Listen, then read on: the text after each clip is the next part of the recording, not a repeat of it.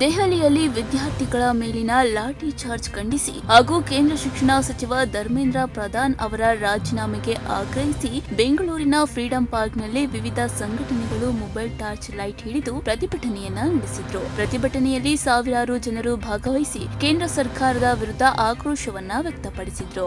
Freedom ಪಾರ್ಕ್ನಲ್ಲಿ ನಡೆದ ಪ್ರತಿಭಟನೆಯಲ್ಲಿ ವಿವಿಧ ದಲಿತ ಸಂಘಟನೆಗಳು, ರೈತಪರ ಸಂಘಟನೆಗಳು ಹಾಗೂ ಕಾರ್ಮಿಕ ಸಂಘಟನೆಗಳ ಮುಖಂಡರು ಮತ್ತು ಕಾರ್ಯಕರ್ತರು ಭಾಗವಹಿಸಿದ್ರು. ಪ್ರತಿಭಟನಾಕಾರರು ವಿದ್ಯಾರ್ಥಿಗಳ ಮೇಲಿನ ಲಾಠಿ ಚಾರ್ಜ್ ಅನ್ನ ತೀವ್ರವಾಗಿ ಖಂಡಿಸಿದ್ರು. ಇನ್ನು ಪ್ರತಿಭಟನಾಕಾರರು ಮೊಬೈಲ್ ಟಾರ್ಚ್ ಲೈಟ್ ಗಳನ್ನ ಹಿಡಿದು ಶಾಂತಿಯುತವಾಗಿ ಮೆರವಣಿಗೆ ನಡೆಸಿ ವಿದ್ಯಾರ್ಥಿಗಳ ಹಕ್ಕುಗಳನ್ನ ರಕ್ಷಿಸುವಂತೆ ಆಗ್ರಹಿಸಿದ್ರು. ಜೊತೆಗೆ ಕೇಂದ್ರ ಶಿಕ್ಷಣ ಸಚಿವ ಧರ್ಮೇಂದ್ರ ಪ್ರಧಾನ್ ರಾಜೀನಾಮೆ ನೀಡಲೇಬೇಕು ಎಂದು ಒತ್ತಾಯಿಸಿದ್ರು.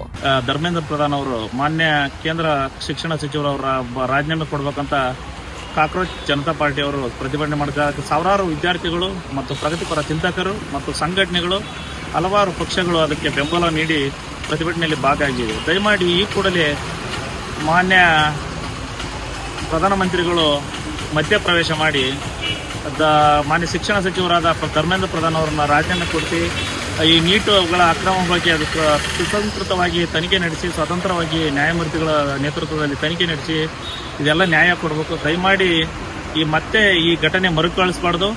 ಯಾಕಂದರೆ ಯುವಕರ ಮೇಲೆ ದೌರ್ಜನ್ಯ ನಡಬಾರ್ದು. ಯಾಕಂದರೆ ಯುವಕರೇ ಈ ದೇಶದ ಆಸ್ತಿ, ಈ ದೇಶದ ಶಕ್ತಿ. ದಯಮಾಡಿ ನಾವೆಲ್ಲ ಮನವಿ ಮಾಡ್ಕೊಳ್ಳೋದು ಒಂದೇ, ದಯಮಾಡಿ ಈ ಥರ ಯುವಕರ ಮೇಲೆ ಲಾಠಿ ಚಾರ್ಜ್ ಮಾಡೋದು ಮತ್ತು ಟಿಯರ್ ಗ್ಯಾಸ್ಗಳನ್ನ ಎಸೆಯೋದು ದಯಮಾಡಿ ಪೊಲೀಸರು ನಿಲ್ಲಿಸಬೇಕು. ಮಾನವೀಯತೆ ಮೆರಿಬೇಕು. ಮಾನವೀಯತೆಗೆ ಹೆಸರಾದ ನಮ್ಮ ದೇಶ ಮಾನವೀಯತೆಯಲ್ಲೇ ನಾವು ಎಲ್ಲ ಬದುಕ್ತಾ ಇರೋದು.